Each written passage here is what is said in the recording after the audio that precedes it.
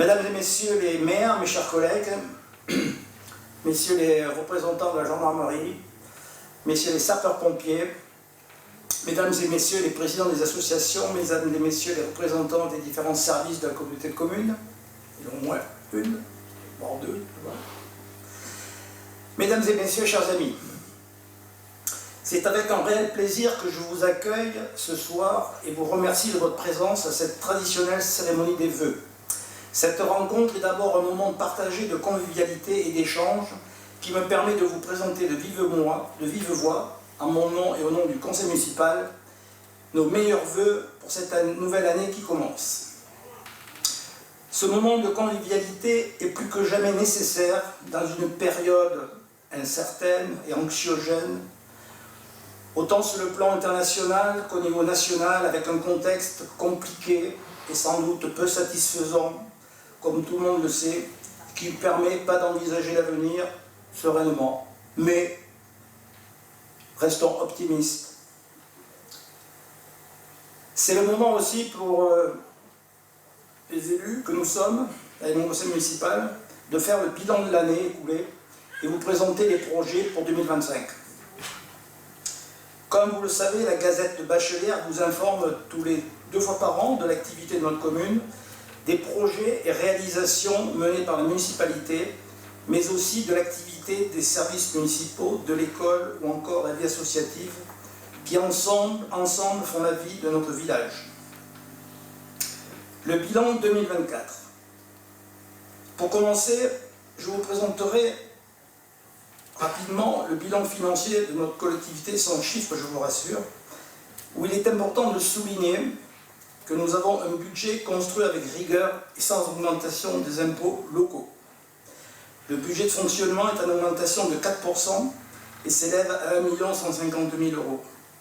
Cette augmentation est essentiellement due à la hausse des recettes fiscales par l'augmentation des bases du foncier bâti. Nous dégageons toujours un autofinancement satisfaisant qui nous permet de prévoir des investissements conséquents. En ce qui concerne les investissements réalisés en 2024, je vous ferai grâce des chiffres, mais vous êtes déjà informés si vous lisez notre revue Gazette Bachelière, je n'aurai même pas besoin de vous le dire. Donc en 2024, il y a eu des travaux de voirie, il y a eu le début de la réhabilitation de l'immeuble Un Passage de la Mairie avec la toiture, les huisseries de la façade. L'aménagement de la terrasse à la place du 30 mars, en béton désactivé, de bornes d'éclairage en face de l'épicentre, permettant des moments de convivialité et de favoriser l'activité de notre multiple rural. D'ailleurs, espace public mis à disposition gracieusement à l'épicentre.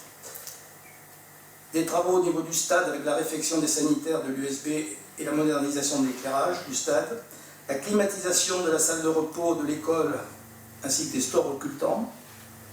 Madame la, pas la directrice, mais la vice-directrice. C'est la plus ancienne en tout cas qui est là. La climatisation, oui, je l'ai dit, l'effacement du réseau de l'éclairage public et télécom route du Poirier, la modernisation de l'éclairage public dans la zone du Breuil et du Lac. Et à ce sujet-là, au niveau de l'éclairage public, la modernisation, il y a un programme par an qui est établi avec le SDE.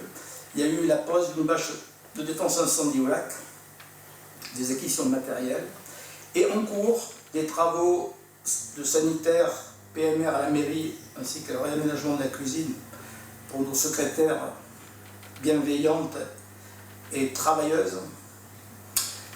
L'aménagement de la rue de la République, la rue Lafarge qui sont en cours, avec l'effacement du réseau de l'éclairage public et des télécoms dans la rue Lafarge. Les travaux sont en cours, seront terminés au printemps, avec des trottoirs en béton balayé, ainsi que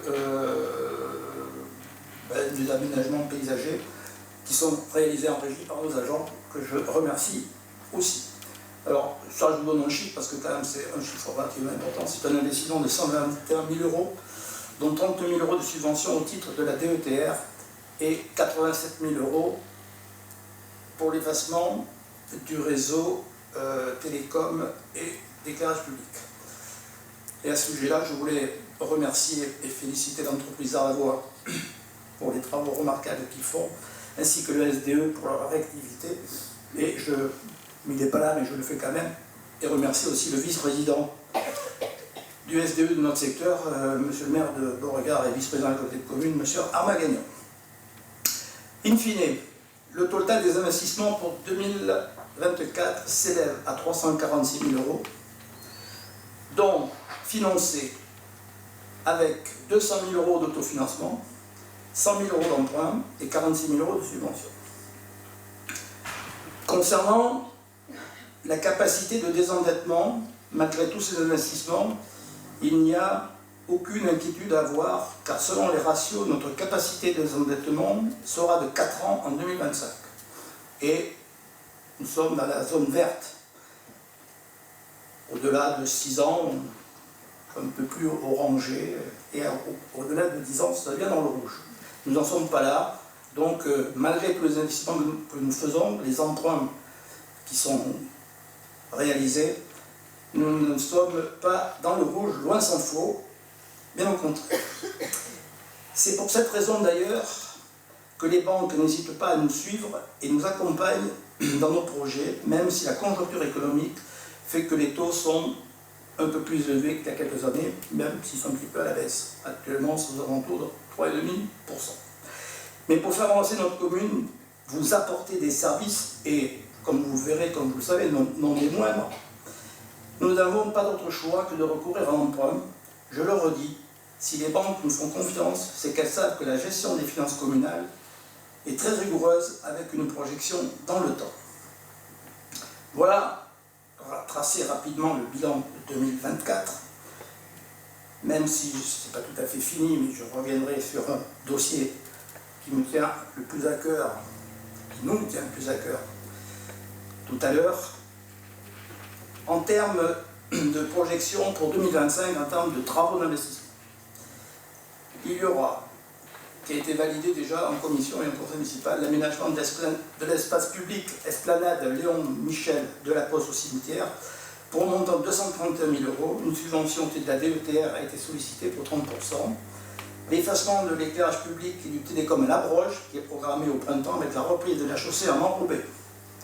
Monsieur Labroge, vous serez gâté comme à Lolary. Une enveloppe pour la défense incendie est également prévue. La modernisation de l'éclairage public à Paternoster est prévue aussi, et d'autres projets non encore validés en commission seront également programmés. Concernant un sujet important qui concerne l'habitat, et là je sais que les services de la communauté de communes sont au cœur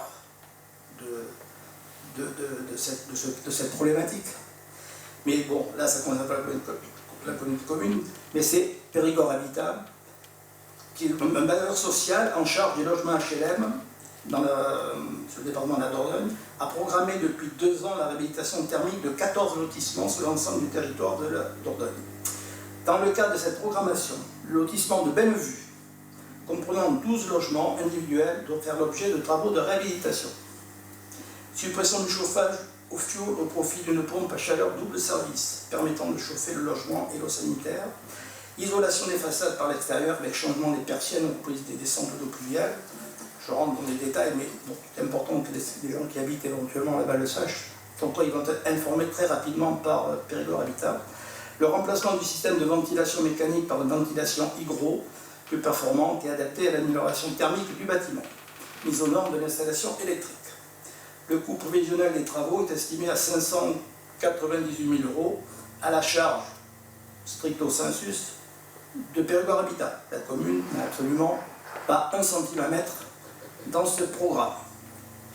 Par contre, il y a également, je dis par contre parce que ça coûtera un petit peu à la commune peut-être, il y a un projet en cours de création de 7 logements sur la commune. En effet, Périgord Habitat prévoit la construction de 5 logements T3 et 2 logements T4 sur 2 parcelles en zone pavillonnaire à proximité de la résidence du CERN. Donc ceci, j'attends la décision définitive, nous attendons la décision définitive de Périgord Habitat, mais en principe, ça semble être en bonne voie. Là, effectivement, dans ce cadre-là, la commune a à la charge la viabilisation du lotissement, c'est-à-dire les VRD sont à la charge. C'est estimé aux alentours de 70 à 80 000 euros. Bon, je ne peux pas vous en dire plus pour le moment, mais le projet est sur la table de Périgord Habitat et théoriquement ça devrait se faire. C'est important de recevoir des gens nouveaux à la bachelière pour que notre village se développe, pour qu'il y ait des enfants à l'école et pour que les gens puissent se loger. Parce que tout le monde le sait, si je vois des élus ici, et en particulier un élu qui s'occupe de l'habitat, de la Dornac, et on sait très bien que la situation locative dans notre territoire est déficient. Bon, il n'y a pas que chez nous, je crois que c'est général. Donc il est important que des bailleurs sociaux puissent s'investir dans quelques communes. Je crois qu'il y a 3 communes concernées sur le territoire. Il y a le Lardin, la Bachellerie et Courbevoie-sur-Vézère, je crois de mémoire. Donc là, effectivement, il faudra que la commune mette un petit peu la main à la pâte pour la viabilisation. La Bachellerie, actuellement, voilà madame la conseillère départementale qui doit pas, dont le binôme ne doit pas tarder à suivre, parce qu'ils se suivent pas à pas. Allez, j'ai commencé comme prévu.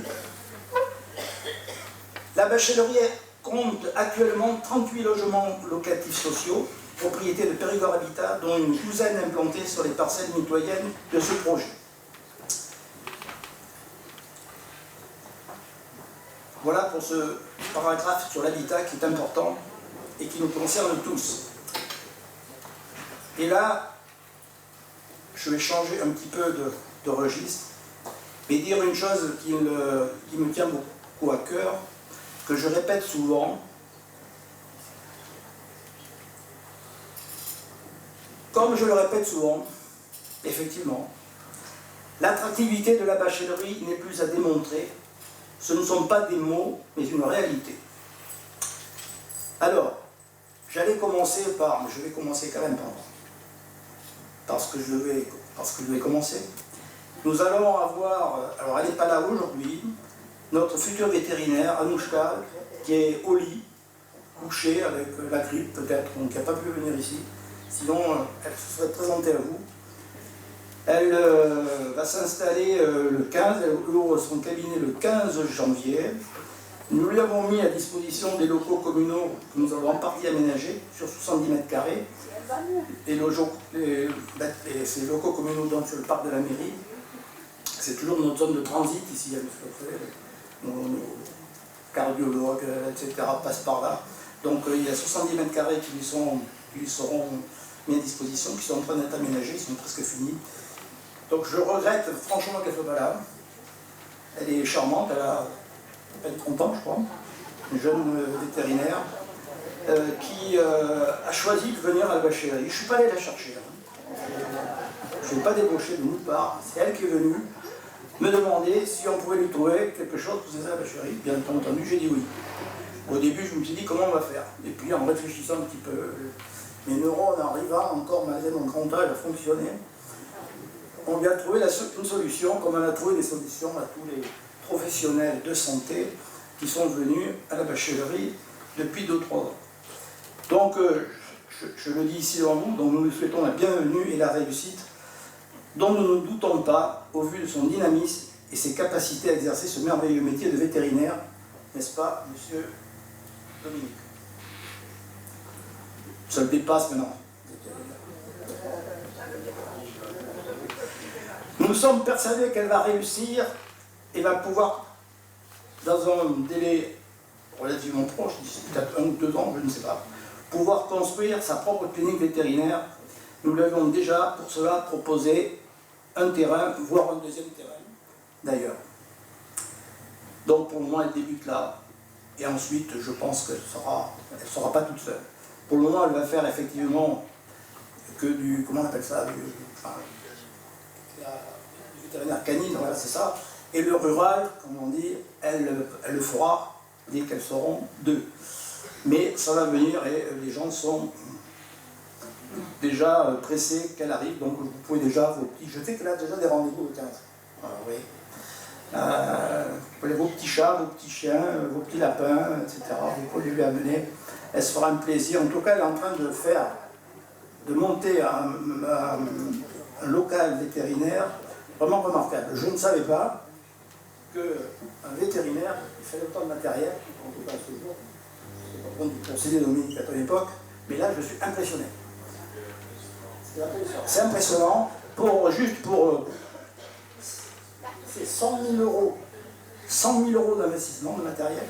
Elle est équipée d'une radio, d'une échographie, de la table d'opération, d'un petit laboratoire instantané pour les analyses, enfin, incuber les animaux, enfin, c'est vraiment un bloc opératoire, vraiment, c'est vraiment remarquable. Voilà, bon, donc voilà la bonne nouvelle. Je voulais qu'elle soit là, mais malheureusement, elle doit être grippée, elle est au lit avec des maux de tête intenses, me dit-on. Donc on lui souhaite un bon rétablissement et vous aurez l'occasion de la voir si vous avez besoin de ses services pour vos petits animaux.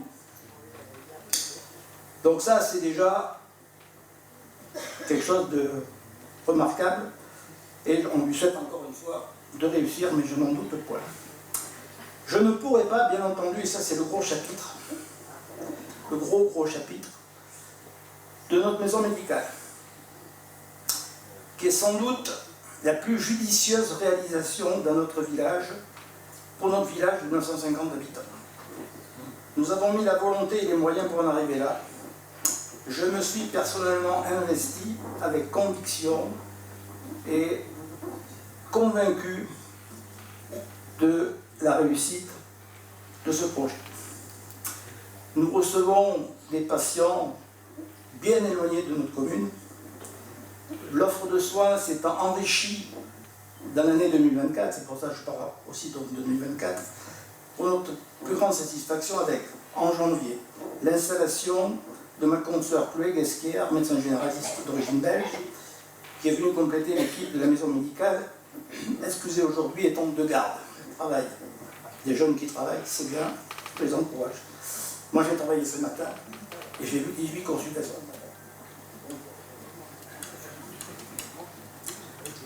Ensuite, le docteur Anne-Marie Granger, qui a une spécialité en nutrition et diabétologie, qui nous a rejoint en 2024, 2 jours par mois, et qui va venir d'ailleurs à partir du mois de juillet, 2 jours par semaine. L'arrivée en juillet ou août, je ne sais plus, de Lisiane Laroche-Blaise, notre ostéopathe, qui exerce aussi au sein de la maison médicale. Nous avons également dans nos murs, depuis début novembre, un service de médecine du travail, l'AMCO BTP, où le docteur Coutin vient 2 jours par mois pour faire les examens de médecine du travail. Et je crois que, alors je n'ai plus en tête, mais c'est sur 3 départements, il y a la Dordogne, je crois qu'il y a la Corrèze, et un autre département. Donc ça concerne la médecine du travail, donc on leur a mis à disposition mon cabinet, pour le moment, 2 jours par mois, pour faire ce travail de médecine du travail. Et voilà. Dans notre maison médicale, je le dis et je le répète, mais là je tiens à le dire parce qu'il y a tout le monde n'est pas là, le corps médical n'est pas là, mais bon, peu importe. Nous sommes reconnus comme très réactifs en termes de rendez-vous, sans délai majeur, bien que la renommée de notre cardiologue Bertrand Moreau, qui devait être là, mais je ne l'aperçois pas, à moins qu'il ait une urgence, mais je ne crois pas, ne lui permet pas de répondre avant un délai de 4 mois, sauf urgence. Les urgences de médecine générale sont assurées par le docteur Chloé et votre serviteur. Un secrétariat très compétent, reconnu pour sa disponibilité, son professionnalisme et son empathie, complète et coordonne, et j'insiste sur le mot, coordonne notre activité médicale. L'ambiance remarquable qui règne est un atout pour travailler dans des conditions optimales et attractives pour d'autres professionnels de santé qui souhaiteraient nous rejoindre. Alors, je voulais juste mettre placer une citation ici, si je peux la relire, parce que j'ai mis la main. Ah oui. Quand on ose, on peut se tromper souvent. Quand on n'ose pas, on se trompe toujours. C'est de Romain Roland.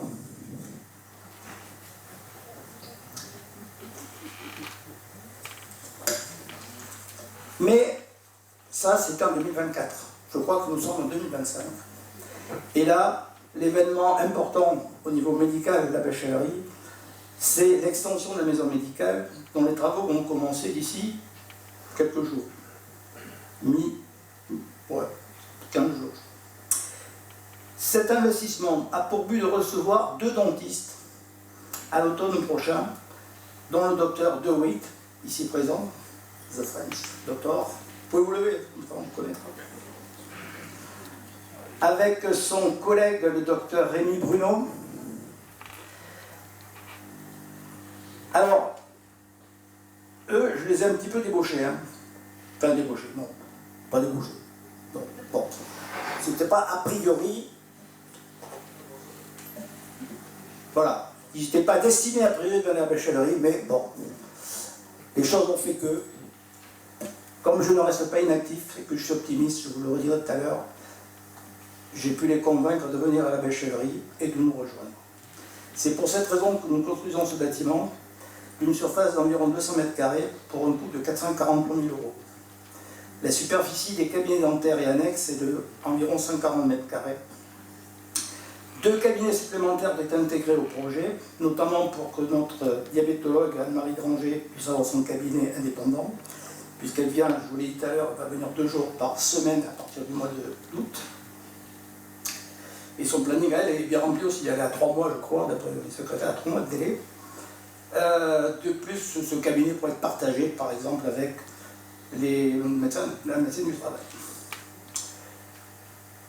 Et un 2e cabinet sera réservé à un futur professionnel de santé, sait-on jamais, puisque je vois que j'ai une bonne étoile sur moi depuis quelques temps qui brille, puisque sans lever trop le petit doigt, ça vient à la Bachellerie, et on ne peut que s'en réjouir. Prévoir et anticiper, tel est notre objectif. Les opportunités qui se présentent dans les communes, et en particulier la maison médicale, ne sont jamais laissées de côté. Cette structure répond à un besoin réel de demande de soins dans le cadre d'une activité pluridisciplinaire reconnue par l'ARS dans le cadre d'un exercice de soins primaires, puisque nous avons créé une espèce qu'on appelle depuis 2 ans. Si je résume, la santé à la Bachellerie, et ça vous l'avez dû le voir écrit sur mon bulletin, sur le bulletin, ce sera 2 généralistes, un cardiologue, 3 dentistes, une pharmacienne, 3 infirmières, une diabétologue, 2 ostéopathes, une kinésithérapeute et une praticienne polyvalente, si je puis dire, qui arrange pour les apnées du sommeil, qui fait de l'acupuncture et qui vient d'avoir son diplôme de thérapeute EMDR. Alors tout ça, EMDR, ça ne dit pas grand-chose, et c'est très important, c'est un diplôme pour traiter les syndromes post-traumatiques. Si vous avez entendu parler du Bataclan, vous en avez entendu parler, il y a des psychologues spécialisés avec une spécialité EMDR. C'est ce que Alexandra, la femme du cardiologue, qui est également son assistante d'ailleurs, est en train de réaliser à partir d'ici quelques temps. Si je peux me permettre de vous dire, qui peut pour une commune de moins de 1000 habitants se prévaloir de tel service de soins? Notre commune va devenir un pôle de santé remarquable et c'est sans doute ce qu'il faut essayer de faire pour répondre à la demande. Je sais que tous les élus que nous sommes, et où il y a déjà des médecins, se battent pieds et ongles pour essayer d'avoir des médecins, mais ça devient compliqué. Des dentistes, c'est pire. Et là, les dentistes, c'est pire que les médecins. Et monsieur DeWitt, on vous attend de pied ferme. J'allais dire, pas de dents fermes, mais de pied ferme. Les rendez-vous, vous laisserez vite surbookés, je pense. Alors pour cela, bien sûr, il faut du travail, de la persévérance, et j'ajouterai en toute modestie un peu de chance.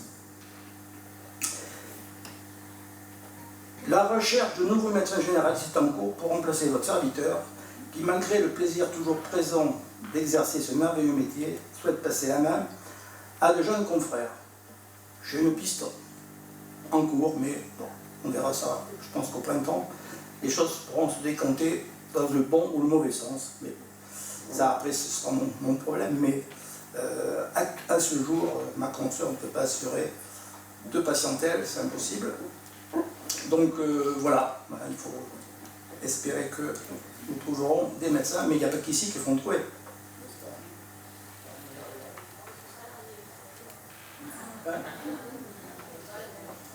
Oui, mais oui, non, mais je sais bien.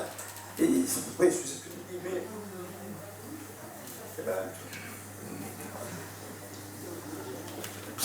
Pour le côté financier du projet de l'extension. Donc la remise des offres des entreprises a eu lieu le 16 décembre, et donc le montant, comme j'ai dit, s'élève à 443 000 €, auquel il faudra ajouter les honoraires de maîtrise d'œuvre et d'études diverses pour 52 000 €, soit un montant global de 495 000 €. Des demandes de subventions ont été sollicitées auprès du conseil départemental à la hauteur de 25% et de l'État dans le cas de la DETR également pour 25%. Là, évidemment, à l'avenir, on dira la suite, si on a des subventions ou si on n'en a pas. Au niveau de la DETR, j'ai beaucoup plus d'espoir. Le département, on ne sait pas trop. Le département est pas riche. En tout cas, ça ne sera pas pour 2025, puisque 2025 est l'année blanche. Mais bon, la demande va être faite, on verra bien ce qui va advenir. Quoi qu'il en soit, le Crédit Mutuel, banque dont les taux d'intérêt sont les moins élevés, nous a formalisé, si besoin, l'octroi d'un prêt de 350 000 € sur 20 ou 25 ans, montant qui ne sera a priori peut-être pas nécessaire. D'ores et déjà, nous avons prévu que les loyers des différents cabinets couvriront les annuités d'emprunt, représentant ainsi une opération financière neutre pour le budget annexe dédié à cette opération. Le plan de financement définitif sera finalisé au moment du budget 2025, courant mars. Je voulais juste vous dire que les finances communales ne seront en aucun cas impactées par cet investissement, et même s'il en était le cas, ce serait de façon modeste. Mais quel service pouvons-nous vous offrir? Meilleur service pour nous offrir à vous tous, bacheliers et bachelières et gens de la périphérie. Pour conclure, sur ce dossier, si vous êtes sensible à ce qui se passe dans notre commune, de son avenir, nous ne pouvons qu'être optimistes. L'optimisme et le dynamisme sont les moteurs de mon action d'élu pour vous servir et vous apporter un lieu de vie attractif, de bien-être et des services de proximité indispensables. Une autre citation. L'optimisme et la foi qui nous mènent à la réussite, rien ne peut se faire sans confiance et espoir. C'est de Hélène Keller. Voilà ce que je voulais vous dire essentiellement sur ce dossier, bien entendu, qui est primordial et qui nous tient particulièrement à cœur et qui est, il y a 2 ou 3 avantages, j'allais dire, inespérés, mais de la persévérance, du travail, un peu de chance, et on arrive à des choses assez merveilleuses et importantes. Pour terminer, je voudrais passer à des remerciements. Merci à nos associations qui font vivre et animent la bachelerie. Merci aux membres et responsables de la bibliothèque, lieu de culture et de convivialité pour lequel nous avons instauré la gratuité d'inscription. Merci aux enseignants de notre école qui font un travail merveilleux et indispensable. Madame la directrice n'est pas là.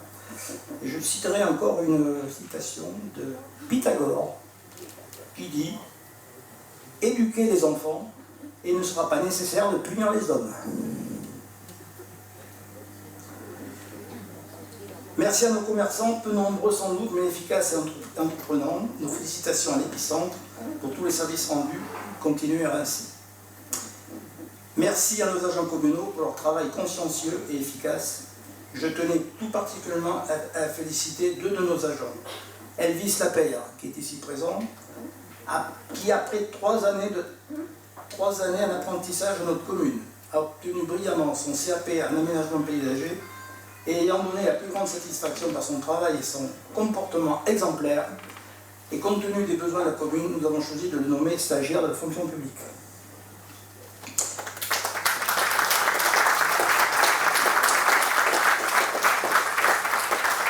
Merci pour Elvis. C'est un charmant garçon, adorable. Et sa petite sœur va nous amener un bébé. Ça c'est bien aussi. Ainsi que je voudrais remercier aussi, je ne sais pas si vous l'avez vue, je crois qu'elle est là, mais elle n'est pas très grande, donc on ne la voit pas beaucoup. Leslie Chanteloube, je l'ai aperçue dans la main. Elle est derrière. Elle est partie. Qui fait un travail remarquable avec les enfants au service de la garderie périscolaire, qui a également été nommé stagiaire en 2024. Merci encore une fois à nos professionnels de santé. Je vois notre cardiologue qui est au fond de la salle, près du défibrillateur.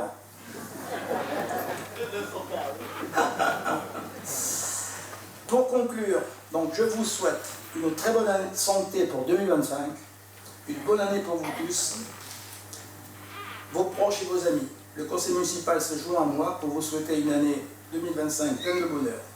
Sachez qu'un conseil municipal uni, conscient des atouts de notre village, où tout le monde prend sa part à la tâche, est le meilleur gage de la réussite. J'en remercie les membres pour leur travail et la confiance qu'ils m'apportent. Elle est réciproque. Bonne année à vous tous.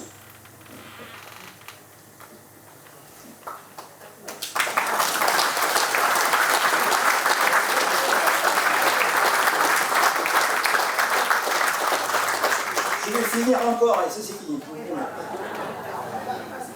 Non, mais c'est très important, je vous délivre un petit message.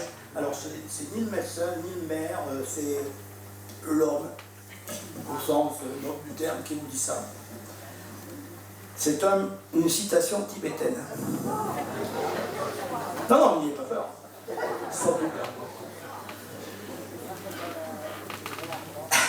Je peux me lire. Le succès, pour bien vivre, et longtemps, c'est manger la moitié, marcher le double, rire le triple et aimer sans mesure.